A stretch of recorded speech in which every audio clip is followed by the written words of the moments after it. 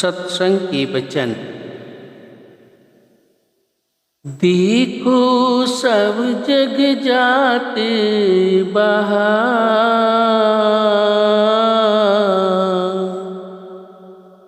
देखो सब जग जात बहार,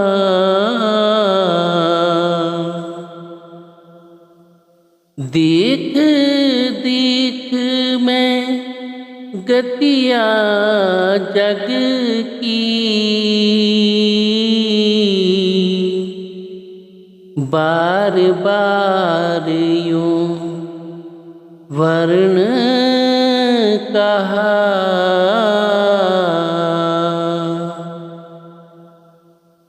यह स्वामी जी महाराज की वाणी है। आप सारी दुनिया की तरफ नज़र डालकर दुनिया की हालत बयान करती हैं कि किस तरह हम उस परमात्मा को भूलकर विषय विकारों, इंद्रियों के भोगों, शराबों कबाबों आदि में उलझे बैठे हैं। मालिक का किसी को पता ही नहीं, मालिक की भक्ति की तरफ किसी का ख्याल ही नहीं जाता। इन विषय विकारों, कोमों, मुल्कों, मजहबों के झगड़ों से हमें कभी फुर्सत ही नहीं मिलती। आप समझाती हैं कि हम दुनिया के जीव समझती हैं कि यह जग मिठा अगला की निठा, बाबर व ऐश कोश की आलम दोबारा निश। इन इंद्रियों के भोगों में इतना फंस जाती हैं कि और तो और अपनी मौत को भी भुलाकर बैठ जाती। रोज देख रहे हैं कि हमारे साथी हमारा साथ छोड़ते चले जा रहे हैं, एक एक के साथ होकर खुद शमशान भूमि तक छोड़कर आते हैं और अपनी आंखों से देख रहे हैं कि ये दुनिया से किस तरह खाली हाथ जा रहे हैं। लेकिन फिर भी मन में हमने कभी सोच और विचार नहीं किया कि वे दुनिया से कौन सी चीज़ साथ लेकर जा रहे हैं और हम दुनिया से कौन सी चीज़ साथ लेकर जा सकेंगे। इसलिए स्वामी जी महाराज हमें गफलत की नींद से जगाते हैं। आप समझाते हैं कि अच्छी तरह अपनी आंखों के आगे ये दुनिया की चीज़ें रखकर सोचकर देखो कि कौन सी चीज़ मौत के समय तुम्हारी सहायता कर सकती है, तुम्हारी मदद कर सकती है। गुरु नानक साहिब फरमाती हैं, धंधी धावत जग बांधिया, ना बूझी विचार, जमन मरण विसारिया, मनमुख मुगध गवार। गुरु साहिब फरमाती हैं कि हम मनमुख हैं, मुगध हैं, गवार हैं, कि हम हमेशा पेट के धंधों में ही दिन रात भटकते फिरते हैं। जिस मकसद के लिए परमात्मा ने हमें यहाँ भेजा है उसके बारे में कभी हम सोच और विचार करने की कोशिश ही नहीं करते। हम पराये गधे बने बैठे हैं, लोगों के घरों की आग बुझाने की कोशिश करती हैं। हम अपने आप को भी धोखा दे रहे हैं और दुनिया को भी धोखा देने की कोशिश कर रहे हैं।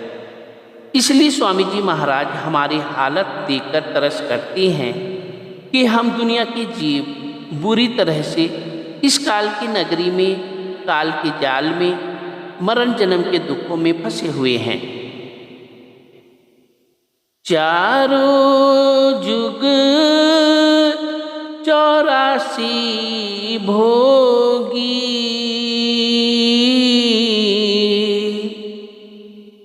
अति दुख पाया, नरक रहा।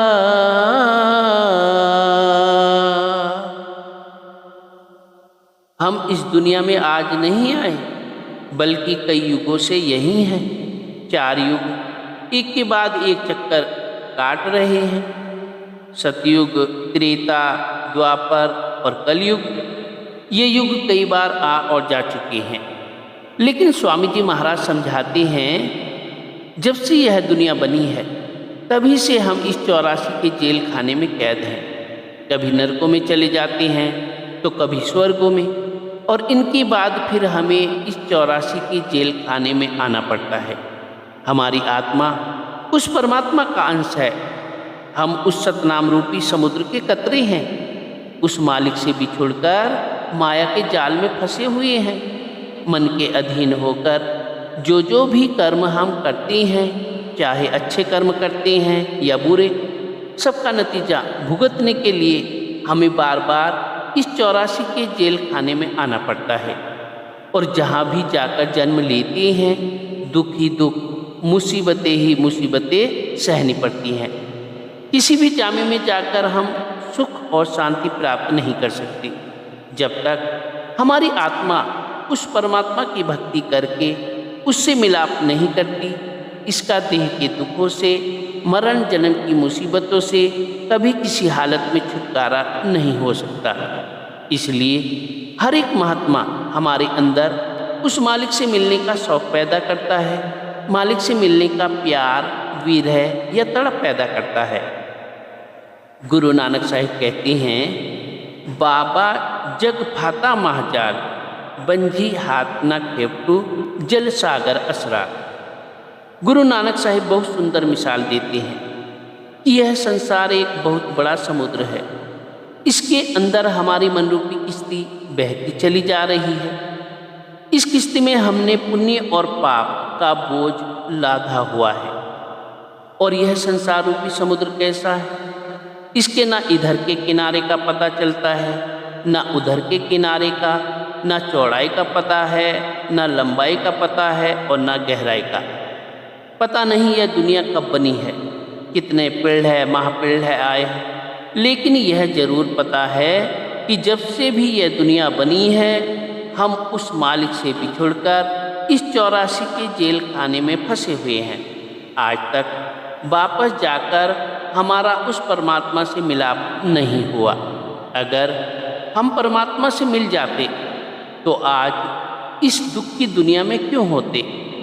आगे गुरु नानक साहिब समझाते हैं कि दुनिया की किश्ती के साथ तो कोई ना कोई मल्लाह होता है और उसके हाथ में कोई चप्पू या बांस होता है, जिसके सहारे वह हमारी किश्ती को समुद्र की लहरों से बचाकर किसी किनारे पर लगा देता है। लेकिन हमारी मन रूपी किश्ती ऐसी है जिसका कोई मल्लाह ही नहीं। चप्पू और बांस तो क्या किसी के हाथ में होना था। मतलब यह है कि हम गुरु, पीर, खसम, गोसाई सब कुछ अपने मन को ही समझे बैठे हैं। जिधर हमारा मन कहता है हम उधर ही मुंह उठाकर चल पड़ते हैं। हमने मन को ही अपना आगू और मार्गदर्शक बनाया हुआ है। फिर हम भवसागर से पार कैसे हो सकते हैं? हमारा मरण जन्म के दुखों से छुटकारा कैसे हो सकता है? गुरु नानक साहिब आगे फरमाते हैं कि यह संसार रूपी समुद्र बहुत भयानक है, खतरनाक है, जिसमें विषय विकारों, शराबों, कबाबों, इंद्रियों के भोगों की लहरें दिन रात उठ रही हैं। अगर हमारा भी यहाँ कोई मार्गदर्शक होता, मल्लाह होता, हम उसके आदेश के मुताबिक चलते तो हम भी हमेशा के लिए इस भवसागर से पार हो सकते थे। यही स्वामी जी महाराज फरमाते हैं कि आज से नहीं बल्कि जब से भी यह दुनिया बनी है, 4 युग एक के बाद एक चक्कर लगा रहे हैं और हम उस समय से ही इस चक्कर में फंसे हुए हैं। कभी नरकों में जाते हैं, कभी 84 के जेल खानों में जाते हैं। जन्म जन्म दुख पावत बीते,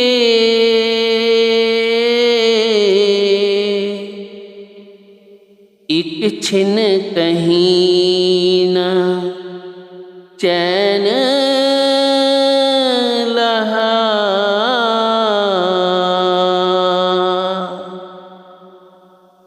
आप फरमाते हैं कि उन कर्मों के कारण जिस जामे में भी जाकर जन्म लेते हैं, अच्छी तरह विचार करके देखें।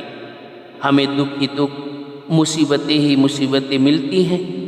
किसी भी जामे में जाकर हम सुख प्राप्त नहीं कर सकते, शांति नहीं पा सकते। हर रोज हमारी खुराक के लिए सैकड़ों जानवरों की हत्या की जाती है। इस प्रकार हम उन चीखते, चिल्लाते, रोते, तड़पते जानवरों के गलों पर छुरियाँ चला रहे हैं। कभी अपने मन में यह विचार नहीं किया कि अगर हमें भी अपने कर्मों के कारण उन जानवरों के जामे में जन्म लेना पड़ जाए और उनके हाथों में छुरियां और कुल्हाड़ियां हों तो हमारी क्या दुर्दशा और हालत होगी। आप देखें, जब डॉक्टर एक छोटी सी सुई टीका लगाने के लिए गर्म करता है तो हमारी इतनी बड़ी देह थर थर कांपना शुरू कर देती है, लेकिन उन गरीब असहायों की गर्दन पर हम दिन रात छुरियां चलाने लगे हुए हैं। निचले जामों की हालत का तो क्या बयान करना है। जरा इंसान के जामे के बारे में सोचकर देखें, जिसे महात्माओं ने सृष्टि का सरताज और असरफुल मखलूकात कहा है, जिसे ऋषि मुनियों ने नर नारायणी देह कहकर समझाने की कोशिश की है।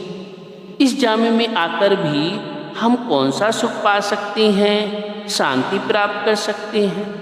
कोई बीमारी के हाथों तंग आया हुआ है, कोई बेरोजगारी के कारण दुखी हो रहा है, किसी के बाल बच्चे नहीं होते, वह दिन रात तड़प रहा है, तो कोई बाल बच्चों के हाथों दुखी और तंग हो रहा है। किसी को कर्जा लेना है, उसे नींद नहीं आती, किसी को कर्जा देना है, वह दुखी हुआ बैठा है। कभी अस्पतालों में जाकर बीमारों की चीखें सुनकर देखो, सड़कों पर जाकर कंगालों की हालत देखो, जेल खानों में जाकर मुलजिमों की कहानियाँ सुनो। दुनिया में चारों ओर दुख ही दुख, मुसीबतें ही मुसीबतें दिखाई देती हैं। कभी रेडियो चलाकर या अखबार पढ़कर देखें, दुनिया में मजहबों व मुल्कों के झगड़े छिड़े ही रहते हैं। कितने गरीबों का खून होता है, कितनी स्त्रियां विधवा होती हैं, कितने बच्चे यतीम होते हैं। जिस नगरी में यह दुर्दशा और हालत होती है कि हम रोटी कपड़े के लिए दिन रात भटकते और तड़पते फिरते हैं, उस नगरी में हम सुख और शांति किस तरह हासिल कर सकते हैं। अगर हम इंसान के जामे में जाकर भी सुख और शांति प्राप्त नहीं कर सकते तो और किस जामे में जाकर सुख और शांति प्राप्त कर सकेंगे। गुरु अमरदास जी फरमाते हैं, जिन्हें घर जाता अपना से सुखी भाई। जो जीव वापस अपने घर पहुंच जाते हैं वे हमेशा के लिए सुख और शांति हासिल कर लेते हैं। हमारा घर कौन सा है? वह सचखंड है, जहाँ परमात्मा रहता है, परमेश्वर रहता है। इसलिए जब तक हमारी आत्मा वापस जाकर परमात्मा से मिलाप नहीं करती, इसका देह के बंधनों से, मरण जन्म के दुखों से कभी किसी हालत में छुटकारा नहीं हो सकता। इसलिए हम सबको उस परमात्मा की तलाश है।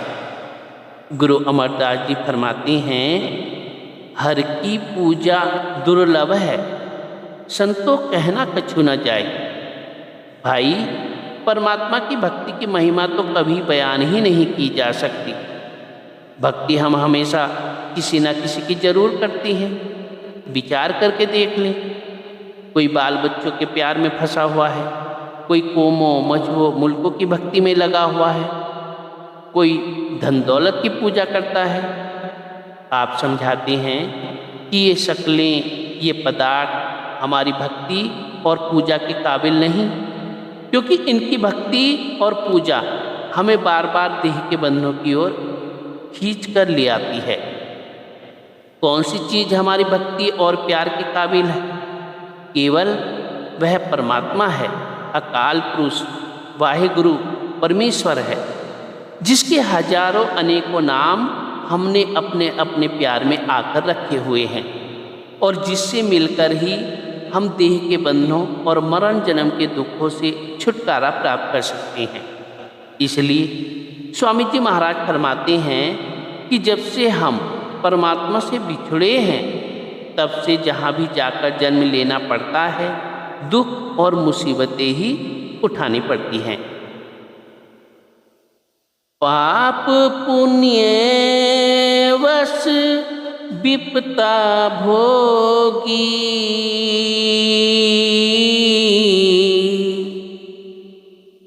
नहीं सतगुरु का चरण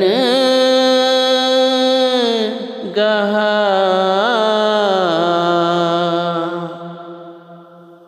आप फरमाते हैं कि हम पुण्य और पाप के कारण ही इस नगरी में आए हैं और इस देह में बैठकर पुण्य और पाप का हिसाब दे रहे हैं। उनका नतीजा भुगत रहे हैं। आगे फिर दिन रात उसी तरह पुण्य और पाप करते चले जा रहे हैं।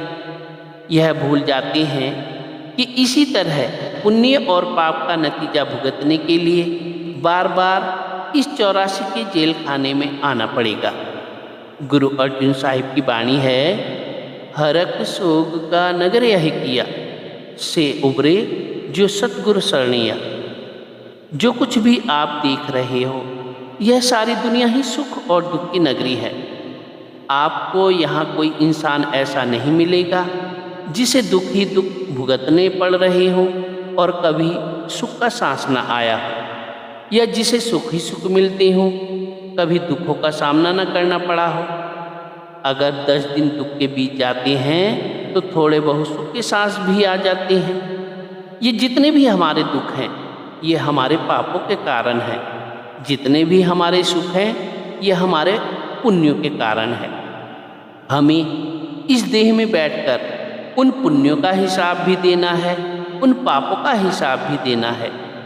किसी के पुण्य ज़्यादा है, वह हमें ज़्यादा सुखी दिखाई देता है, कम दुखी दिखाई देता है। किसी के पापों का बोझ अधिक है, पुण्य कम है, वह हमें ज़्यादा दुखी और कम सुखी नजर आता है। लेकिन दुख और सुख तो जब तक हम देह में बैठे हैं, हम सबको भुगतने ही पड़ते हैं। अगर हमारे सिर्फ पुण्य होते, हम स्वर्गों में बैठे होते। अगर हमारे सिर्फ पाप होते तो हम नरकों में तपते होते। पाप और पुण्य इकट्ठे होते हैं, तब हमें इंसान का जामा मिलता है। इसलिए स्वामी जी महाराज फरमाते हैं कि ना तुम पुण्य के कारण देह के बंधनों से बच सकते हो, ना पापों के कारण ही मरण जन्म के दुखों से छुटकारा हासिल कर सकते हो। हमें पुण्य और पाप दोनों से ही ऊपर उठना पड़ेगा, क्योंकि अच्छे और बुरे कर्मों के कारण ही हमें बार बार जन्म लेना पड़ता है। अगर नेक कर्म करते हैं तो राजा महाराजा बनकर आ जाते हैं, कौमों मजहबों मुल्कों की हुकूमत हासिल करके आ जाते हैं, लोहे की जंजीरें उतर जाती हैं, सोने की बेड़ियाँ चढ़ जाती हैं, सी क्लास से बचकर ए क्लास प्राप्त कर लेते हैं, ज़्यादा से ज़्यादा स्वर्ग को बैकुंठों में पहुँच जाते हैं। वे भी भोग योनियाँ हैं, निश्चित समय और अवधि के लिए हैं। उनके बाद फिर हमें 84 के जेल खाने में आना पड़ता है। अगर पाप करते हैं फिर तो नरक और 84 हमारे लिए तैयार ही रहती है। इसलिए महात्मा समझाते हैं कि क्या राजा, क्या प्रजा, क्या अमीर, क्या गरीब, क्या स्त्री, क्या पुरुष, दुनिया के सभी जीव यहाँ आकर अपने कर्मों का हिसाब दे रहे हैं। इसलिए जब तक हमारे अच्छे और बुरे कर्मों का सिलसिला ही खत्म नहीं हो जाता, तब तक हमारी आत्मा कभी निर्मल और पवित्र नहीं हो सकती, वापस जाकर परमात्मा के साथ मिलाप करने के काबिल नहीं बन सकती। लेकिन गुरु साहिब कहते हैं, से उबरे जो सतगुरु शरणैया, कि भाइयों दुनिया जरूर सुखों और दुखों की बनी हुई है, लेकिन वे इंसान जो सतगुरु की शरण प्राप्त करके उनके कहने के मुताबिक मालिक की भक्ति करते हैं, नाम की कमाई करते हैं, वे हमेशा के लिए इस भवसागर से पार हो जाते हैं। उनका मरण जन्म के दुखों से हमेशा के लिए छुटकारा हो जाता है। यही स्वामी जी महाराज फरमाते हैं कि हम दिन रात पापों की विपदा भोग रहे हैं, गुरुमुखों की संगति नहीं करते, उनके समझाने के मुताबिक परमात्मा की भक्ति नहीं करते। गुरु अमरदास जी समझाते हैं, सतगुरु ना सेवा मूरख अंध गवार, फिर ओए कितो पाइन मोख द्वार। आप फरमाते हैं कि जिन गुरुमुखों, मालिक के भक्तों और प्यारों की संगति करके हमें परमात्मा की भक्ति करनी है, देह के बंधनों से आज़ाद होना है, उनकी तो हम संगति ही नहीं करते, फिर हम मुक्ति कैसे प्राप्त कर सकते हैं, मुक्ति के द्वार पर किस प्रकार पहुंच सकते हैं।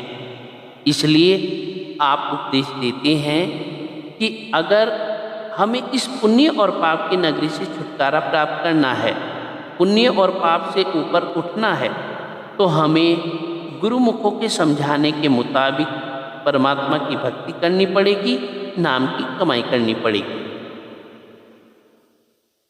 अब यह देह मिली कृपा से,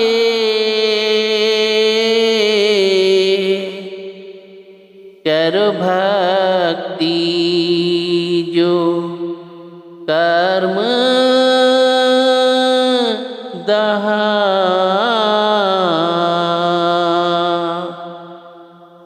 आप फरमाते हैं कि यह संसार 84 का एक बहुत बड़ा जेल खाना है। इसमें से निकलने का परमात्मा ने सिर्फ एक दरवाज़ा रखा है। वह दरवाज़ा कौन सा है? वह इंसान का जामा है। 84 लाख योनियां भुगतने के बाद परमात्मा यह अवसर केवल इसीलिए देता है कि हम इस मौके का फ़ायदा उठाकर परमात्मा की भक्ति करके देह के बंधनों से हमेशा के लिए छुटकारा प्राप्त कर लें। इसलिए स्वामी जी महाराज फरमाते हैं कि मालिक की यह अति दया मेहर और बख्शीश है कि हमें इंसान का जामा मिला है। फिर पता नहीं इंसान का जामा मिले मिले ना मिले ना मिले, या किसी ऐसी जगह जाकर जन्म हो जाए जहाँ भूले भटके भी हमारा ख्याल मालिक की भक्ति की ओर ना जा सके। अगर इस देह में आने का कोई लाभ है तो वह केवल परमात्मा की भक्ति और उसका प्यार है। कहते हैं, मैं हमेशा अर्ज करता हूँ कि बाल बच्चे तो हमें हर जन्म में मिलते आए हैं, खाना पीना ऐसो इशरत भी हमेशा करते आए हैं। अगर कोई अनोखी चीज़ है जो पहले हासिल नहीं कर सके तो वह केवल परमात्मा की भक्ति है, परमात्मा का प्यार है, परमात्मा की प्राप्ति है। इसलिए स्वामी जी महाराज हमें याद दिलाती हैं कि यह मालिक की अति दया मेहर और बख्शीश समझो कि उसने हमें इंसान का जामा बख्शा है। हमें इस देह में बैठकर मालिक की बख्शीश से फ़ायदा किस तरह उठाना है? फरमाते हैं, करो भक्ति जो कर्म दहा, कि हमें वह भक्ति करनी है जिसके द्वारा हमारे कर्मों का सिलसिला ही खत्म हो जाए। आप पहले समझा चुकी हैं कि पुण्य और पाप इकट्ठे होते हैं तो इंसान का जामा प्राप्त होता है। इसलिए जब तक पुण्यों और पापों का सिलसिला खत्म नहीं होता तब तक हमारी आत्मा निर्मल और पवित्र नहीं हो सकती, मालिक से मिलने के काबिल नहीं बन सकती। हर तरह की भक्ति हमें वापस ले जाकर परमात्मा से नहीं मिलाती। कोई खास ही भक्ति है जो हमें देह के बंधनों से छुड़ाकर परमात्मा के साथ मिलाती है। गुरु अमरदास जी फरमाते हैं, पूजा करे सब लोग संतो मनमुख था न पाई। भक्ति तो हम सब दुनिया के जीव अपनी अपनी अक्ल के अनुसार करते हैं, क्योंकि आत्मा का झुकाव अपने असल की ओर थोड़ा बहुत जरूर होता है। उसके अधीन होकर हम दुनिया के जीव परमात्मा को ढूंढने की कोशिश करते हैं, लेकिन हम आम तौर पर मन के पीछे लगकर परमात्मा की भक्ति करते हैं। गुरु साहिब कहते हैं, मनमुख था न पाई। मन हमें बाहरमुखी कर देता है, कर्म कांड में फंसा देता है। इसलिए यह जो मन के पीछे लगकर हम परमात्मा की भक्ति करते हैं, यह कभी हमें वापस अपने असली घर नहीं पहुंचा सकती। कौन सी भक्ति हमें अपने असली घर पहुंचाएगी? शब्द मरे मन निर्मल संतोह ये पूजा था पाई। गुरु साहिब फरमाते हैं कि भाई, अगर शब्द की कमाई करके आप अपने मन को निर्मल और पवित्र कर लें, इसी भक्ति ने आपको अपने असली घर पहुंचाना है। महात्मा समझाते हैं कि जो भक्ति परमात्मा को मंजूर है वह शब्द या नाम की कमाई है। तीसरी पातशाही गुरु अमरदास जी लिखते हैं, पूजा करे पर विद नहीं जाने, दूजे भाई मन लाई। हम भक्ति करते हैं लेकिन भक्ति करने का तरीका ही नहीं आता। गलत रास्ते पर चलकर पापों के बोझ को और बढ़ा लेते हैं। गुरु साहिब आगे कहते हैं, गुरुमुख होवे सो पूजा जाने, बहाना मन बसाई। कि गुरुमुखों को मालिक के भक्तों और प्यारों को परमात्मा की भक्ति करने के तरीके और साधन का पता है। जब हम भी उनके समझाने के अनुसार मालिक के भाने में रहकर मालिक की भक्ति करेंगे तो फिर हम भी वापस अपने असली घर पहुंच सकेंगे। गुरु अर्जुन साहिब फरमाते हैं, अनेक कर्म किए बहु तेरे, जो कीजिए सो बंधन पेरे। मन बुद्धि के द्वारा जो मालिक से मिलने का तरीका सोचते हैं, रास्ता अपनाते हैं, वे हमें और अधिक बंधनों में फंसा देते हैं, बल्कि लोहे की जंजीरें उतारकर सोने की जंजीरों में जकड़ देते हैं। गुरु अर्जुन साहिब बड़ा सुंदर उदाहरण देते हैं, कुरता बीज बीजे नहीं जमे, सब लाह मूल गवाईदा। अगर आप सारी उम्र जमीन में बेमौसम का बीज ही बोते जाएंगे तो आपका बीज भी फिजूल चला जाएगा, मेहनत भी फिजूल चली जाएगी और हाथ पल्ले भी कुछ नहीं पड़ेगा। किसान भाइयों को पता है कि जब भी ज़मीन में गेहूँ बोया जाता है वह कार्तिक यानी अक्टूबर नवंबर के महीने में बोया जाता है।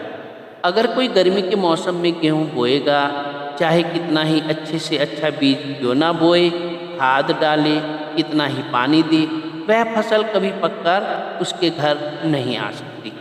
जो मौसम का बीज है उसका फल हम वापस घर ला सकते हैं। कलयुग मह कीर्तन प्रधाना, गुरुमुख जपिए लाए ध्याना।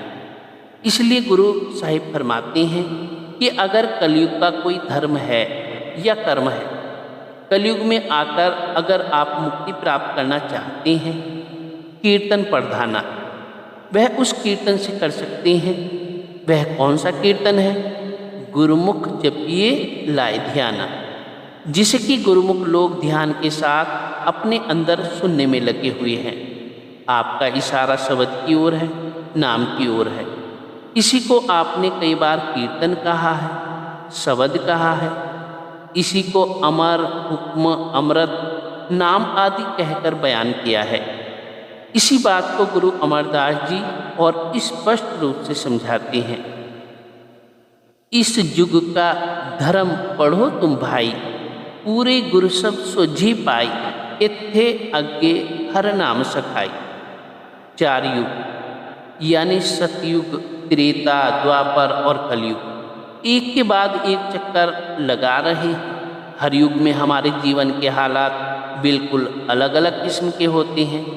सतयुग में हमारी उम्र लंबी थी, हमारी सेहत भी बहुत अच्छी थी और हमारा ख्याल भी दुनिया में फैला हुआ नहीं था। जैसे जैसे युग पलटते गए, हमारी उम्र छोटी होती गई, हमारी सेहत भी कमज़ोर होती गई और हम परमात्मा को भी भूलते गए। कलयुग में आकर तो हम खुद अपनी आंखों से देखते हैं कि कोई भाग्यशाली जीव है जो यहाँ 60-70 साल की उम्र भोग कर जाता है।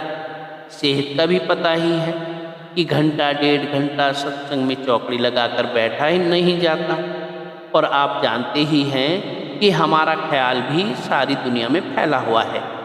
गुरु तेग बहादुर जी फरमाते हैं, जन नानक कोटन मैं कहूँ भजन राम को पावे।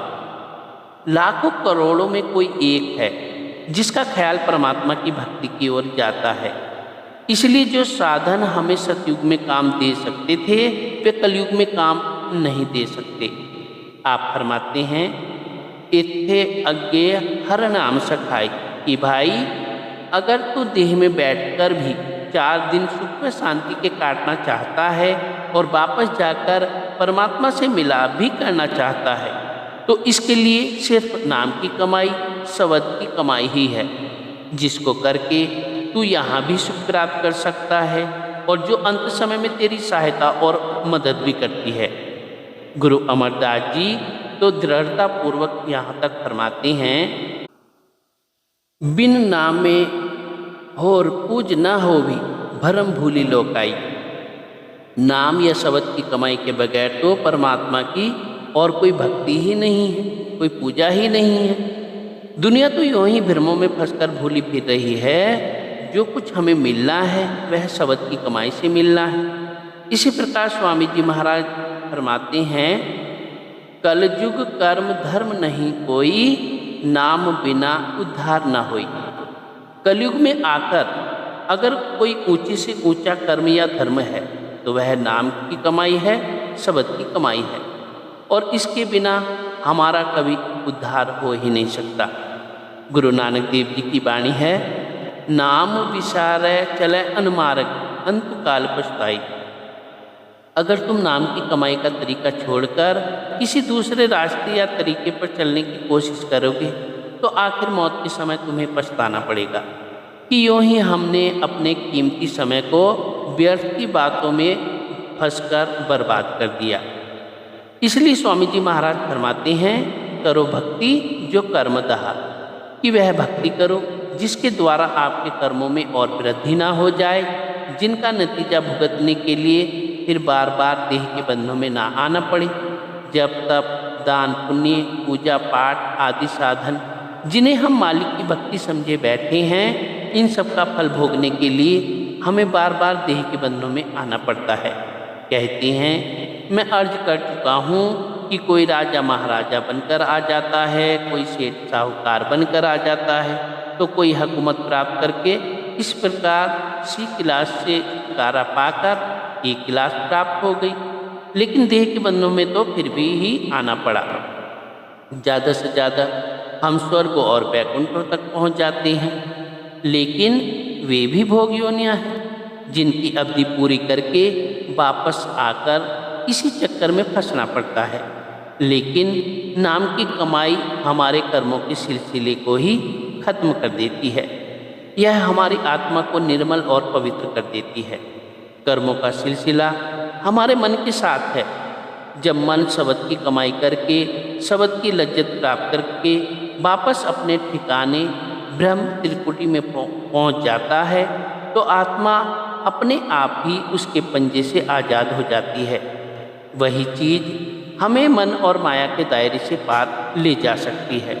जो मन और माया के दायरे के पार से आती हो, वह शब्द सचखंड से आता है। जब हम अपने ख्याल को उसके साथ जोड़ देते हैं तो हम भी मन और माया के दायरे से पार चले जाते हैं। स्वामी जी महाराज समझाते हैं, शब्द कर्म की ले कटावे। जितना भी कर्मों का हिसाब है, शब्द के अभ्यास के द्वारा सब खत्म हो जाता है। इसलिए आप समझाते हैं कि आपके मन में कहीं यह ख्याल ना हो कि चाहे जिस प्रकार की भक्ति कर ले, वही हमें परमात्मा के साथ मिला देगी। सच्ची भक्ति केवल शब्द की कमाई है, नाम की कमाई है, जो हमें देह के बंधनों से छुड़ाती और वापस जाकर परमात्मा से मिलाती है। अब की चूक माफ नहीं होगी,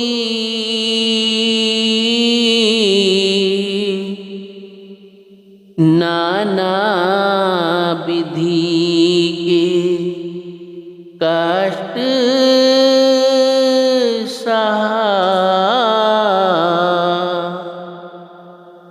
फरमाते हैं कि जब तक हम अपने ख्याल को शब्द या नाम के साथ नहीं जोड़ते, इस गलती की कभी माफ़ी नहीं मिलती। इंसान के जामे का यह मौका बार बार नहीं मिलेगा। पता नहीं फिर किसी ऐसे जामे में जन्म लेना पड़ जाए जहाँ जाकर हमारा ख्याल भूले भटके भी परमात्मा की भक्ति की ओर न जाए। इसलिए समझाते हैं कि हम सबको इस मौके का पूरा लाभ उठाना चाहिए।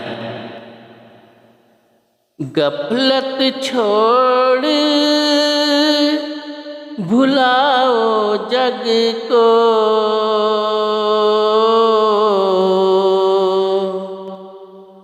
नाम अमल अब घोट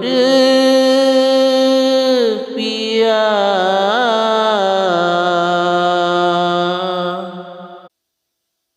अब स्वामी जी महाराज 3 महत्वपूर्ण नसीहत देते हैं जिन पर चलना हम सबके लिए बहुत जरूरी है। फरमाते हैं कि परमात्मा की भक्ति और बख्शिश प्राप्त करने के लिए सबसे पहले गफलत अथवा आलस छोड़ो। सुस्ती और बेपरवाही को छोड़ देना चाहिए। सारी उम्र यह नहीं सोचते रहना है कि कल भजन में बैठेंगे, कल से भजन शुरू करेंगे। यह कल तो कभी नहीं आएगा। मन में यह विचार नहीं करना चाहिए कि बेटे बेटियां बड़े हो जाएं, कारोबार संभाल लें, हम थोड़ा बहुत रुपया इकट्ठा कर लें, फिर किसी गुरुद्वारे में या डेरे में बैठकर भजन कर लेंगे। ये सब मन की दलीलें हैं, मन के बहाने हैं। अगर मन में ईमानदारी भी है तो भी हमें मालिक की स्कीम का क्या पता है कि किस समय हुक्म आ जाए, कब भरे परिवार को छोड़कर चलना पड़ जाए। यहाँ एक कदम एक सांस का भी भरोसा नहीं है और हम वर्षों की लंबी लंबी योजनाएं बनाने में लगे हुए हैं, स्कीमें सोचने में लगे हुए हैं। इसलिए स्वामी जी महाराज कहते हैं कि गफलत छोड़ दो, आलस और सुस्ती छोड़ दो। रोज भक्ति को समय देना चाहिए, जितना समय भी मिले उसी का फायदा उठाना चाहिए। घड़ी 2 घड़ी, घंटा 2 घंटा, जो भी समय परमात्मा की याद में लगा दोगे वह हमारे लेखे में लिखा जाता है, उसका हमें लाभ मिलता है। इसलिए आप फरमाते हैं कि रोज मालिक की भक्ति करनी चाहिए, आलस और लापरवाही को छोड़ देना चाहिए। दूसरी बात क्या करनी है? भुलाओ जग को, दुनिया को भूलने की कोशिश करनी है। बहुत उम्र हो गई, शराबो कबाबो विषय विकारो आदि का स्वाद लेकर देख चुके हैं। अगर आज तक हमें इनसे सुख प्राप्त नहीं हुआ तो हम यह कैसे सोचे बैठे हैं कि बाकी उम्र में इनसे सुख प्राप्त कर सकेंगे, शांति प्राप्त कर सकेंगे। स्वामी जी महाराज यह नहीं कहते कि दुनिया को छोड़ देना है, आप कहते हैं कि दुनिया को भूलने की कोशिश करनी है, अपने मन को दुनिया में से निकालना है। महात्मा यह नहीं समझाते कि आप बाल बच्चों को छोड़कर जंगलों पहाड़ों की ओर भागने की कोशिश करो। दुनिया में रहना है, सूरमे बनकर रहना है, बहादुर बनकर रहना है, लेकिन दुनिया में रहते हुए भी दुनिया की मैल में लिवड़ने की कोशिश नहीं करनी है। हुजूर महाराज जी हमें मिसाल देकर समझाया करते थे कि अगर मक्खी शहद के किनारे पर बैठती है तो वह शहद की लज्जत भी हासिल कर लेती है और सूखे परों से उड़ भी जाती है, लेकिन अगर वह शहद के अंदर धंस जाती है तो लज्जत भी हासिल नहीं कर सकती और तड़प तड़प कर जान भी दे देती है। इसी तरह अगर हम दुनिया की असलियत को समझते हुए दुनिया में रहेंगे तो हम दुनिया के साथ अपने कर्मों का सिलसिला यहीं ख़त्म कर जाएंगे और अपना भी कुछ बनाकर जाएंगे। अगर परमात्मा को भुलाकर हमेशा दुनिया को ही अपना बनाने की कोशिश में लगे रहेंगे तो यह ना तो आज तक किसी की बनी है और ना ही बनेगी। इसका मोह या प्यार हमें इसके साथ ही बांध कर रखता है। हमें बार बार यही मरण जन्म के दुखों में आना पड़ता है।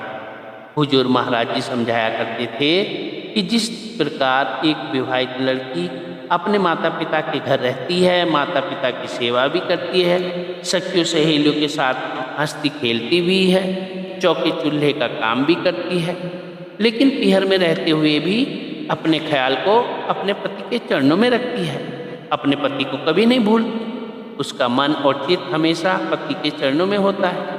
इसी तरह हमें दुनिया में रहते हुए भी अपने ख्याल को उस मालिक की भक्ति में रखना है, उसके प्यार में रखना है। हमारा पति कौन है? वह परमात्मा है, वाहिगुरु अकाल पुरुष परमेश्वर है। हमें अपनी लीव और अपने ध्यान को उसी के ख्याल, उसी के प्यार में लगाए रखना है। बाल बच्चों को छोड़कर हमारे अंदर मालिक से मिलने का कोई बहुत ज़्यादा शौक़ या प्यार पैदा नहीं हो जाता, क्योंकि हमारी जो जो ज़रूरतें हैं, हम चाहे कहीं भी भाग कर चले जाएं, ये ज़रूरतें हमारे साथ ही जाती हैं। हमें देह में बैठकर किन किन चीज़ों की ज़रूरत पड़ती है? सबसे पहले पेट को खाने की ज़रूरत पड़ती है, शरीर को किसी कपड़े की ज़रूरत पड़ती है, और गर्मी व सर्दी से बचने के लिए किसी मकान या झोपड़ी की ज़रूरत पड़ती है।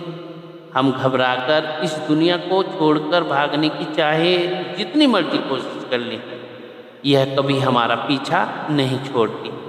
हम क्या करते हैं? अपनी कमाई छोड़ देते हैं, अपने बाल बच्चों की कमाई छोड़ देते हैं, अपनी मेहनत छोड़ देते हैं, फिर लोगों के आगे हाथ फैलाना पड़ता है। आश्रमों का सहारा लेना पड़ता है। सफ़ेद वस्त्र उतारकर भगवे नीले या पीले वस्त्र पहन लेते हैं, लेकिन कपड़े तो फिर भी पहनने पड़ते हैं। अपने घर का सुख और आराम छोड़कर लोगों के घरों का सुख और आराम लेना पड़ता है। हमसे छोटी कौन सी चीज़ है। इसलिए गुरु नानक साहिब समझाते हैं, जैसे जल में कमल निरालम मुर्गा इणे साणे सुरत सवद भव सागर तरिए नानक नाम बखाने। भाई, जिस प्रकार मुर्गा भी पानी में रहती है, पानी में ही खाती पीती है, लेकिन जब उड़ती है तो सूखे परों से उड़ जाती है।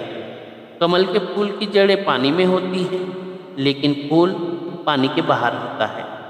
इसी प्रकार सुरत सवद भव सागर तरिए, हमें अपनी सुरत या आत्मा को उस सवद के साथ जोड़कर इस भव सागर से पार हो जाना है। लेन देन का सिलसिला भी खत्म करना है और अपना भी कुछ बनाकर ले जाना है। इस तरह सुरत सवद के अभ्यास के द्वारा, नाम की कमाई के द्वारा। इसलिए स्वामी जी महाराज ने फरमाया है कि सबसे पहले गफलत को छोड़ना है, फिर दुनिया को भुलाने की कोशिश करनी है। दुनिया को छोड़ने की कोशिश नहीं करनी है। तीसरी बात क्या करनी है?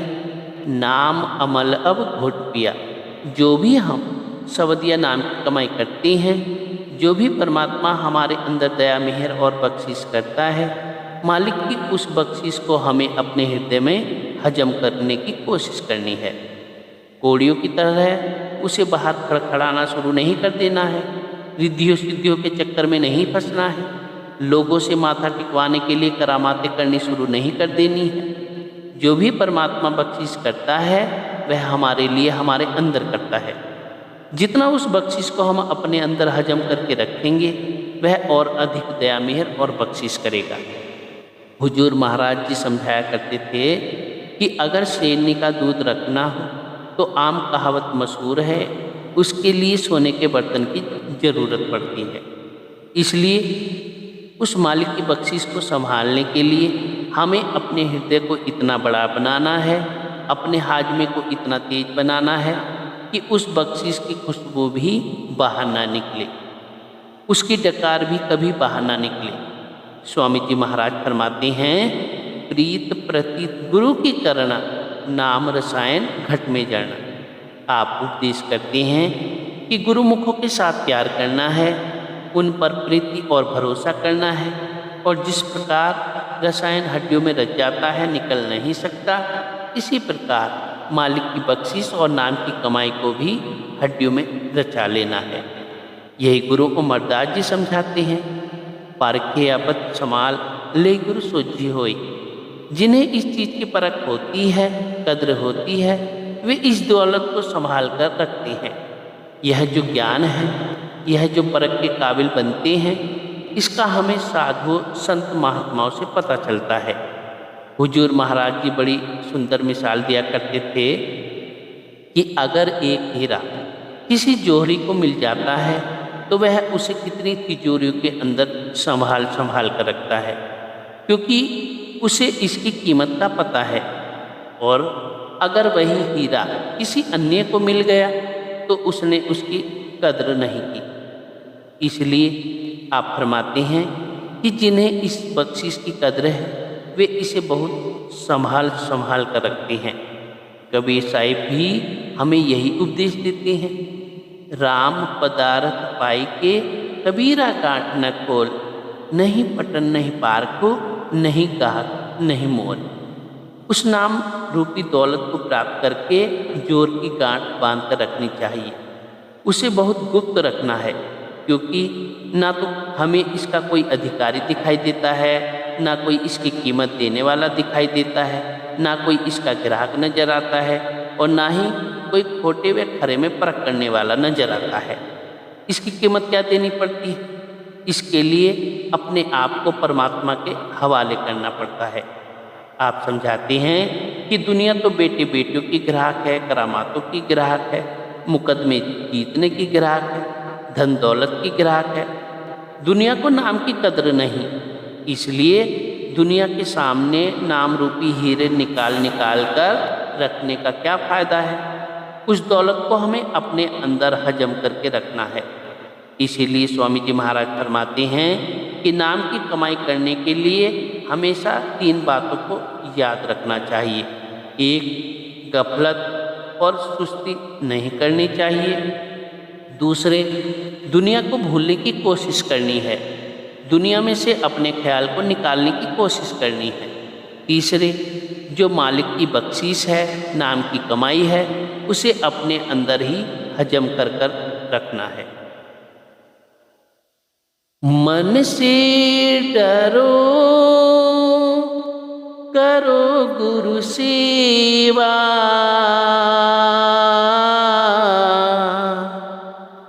राधा स्वामी भेद दिया।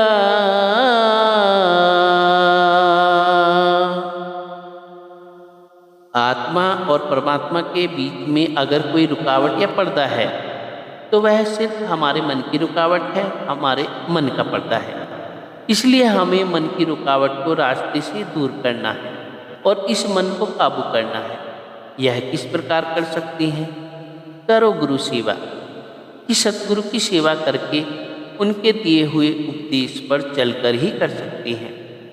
जब हम उनके समझाने के अनुसार नाम या शब्द की कमाई करके इस मन की रुकावट को रास्ते से दूर कर लेते हैं तो हमारा उस राधा स्वामी कुल मालिक परमात्मा के साथ हमेशा के लिए मिलाप हो जाता है।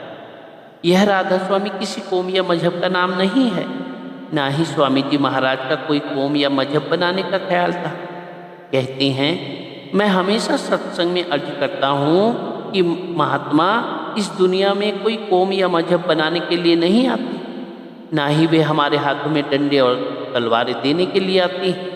वे तो सिर्फ हमसे परमात्मा की भक्ति करवाकर, हमें देह के बंधनों से आज़ाद करवाकर उस परमात्मा से मिलाने के लिए आते हैं। लेकिन आमतौर पर हम ऐसे मालिक के भक्तों और प्यारों के जाने के बाद बाहर मुखी हो जाते हैं, कर्मकांड में फंस जाते हैं। हम उनके उपदेश को छोटे छोटे दायरों में बंद करके कौमों, मजहबों, मुल्कों की शक्ल देने की कोशिश करते हैं और एक दूसरे के साथ लड़ना भिड़ना शुरू कर देते हैं। हम ऐसा क्यों करते हैं? अपनी मान बढ़ाई के लिए करते हैं, अपने पेट की खातिर करते हैं।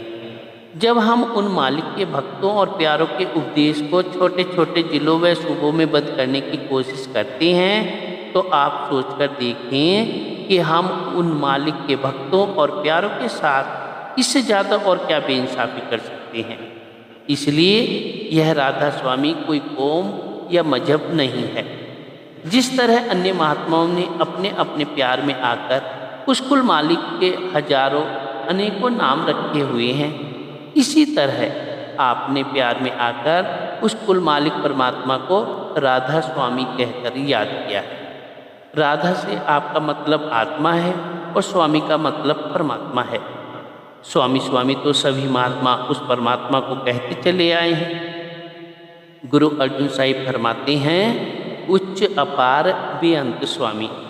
आपने भी उसे स्वामी कहकर याद किया है, लेकिन वह स्वामी किसका है? हमारी आत्मा का स्वामी है। इसलिए आपने राधा का लफ्ज साथ लगा दिया। इसलिए यह कोई कौम नहीं, मजहब नहीं और ना ही हमें चाहिए कि स्वामी जी महाराज की तालीम को किसी कौम या मजहब में बंद करने की कोशिश करें। यह शुद्ध रूहानियत है। हमें इस रूहानियत से फ़ायदा उठाकर इन कौमों, मजहबों व मुल्कों के झगड़ों और फसादों से ही ऊपर चले जाना है। अपनी आत्मा को निर्मल, स्वच्छ और पवित्र करना है। वापस जाकर परमात्मा से मिलने के काबिल बनाना है। स्वामी जी महाराज ने इस शब्द में अच्छी तरह खोलकर समझा दिया है और हमारी हालत बयान करती है कि किस तरह हम पुण्य और पाप की नगरी में फंसे हुए हैं, पुण्य और पापों का हिसाब दे रहे हैं, इनमें ही दिन रात उलझे रहते हैं। फिर आपने बताया है कि इस पुण्य और पाप की नगरी से हम छुटकारा कब प्राप्त कर सकते हैं। आपने समझाया है कि परमात्मा ने यह इंसान का जामा किस तरह और क्यों बख्शा है, और इस देह के अंदर बैठकर हमें वह कौन सी भक्ति करनी है जिसके द्वारा हम देह के बंधनों से छुटकारा प्राप्त कर सकें। इसलिए हमें भी चाहिए कि आपके समझाने के अनुसार शब्द की कमाई करें, नाम की कमाई करें। जी।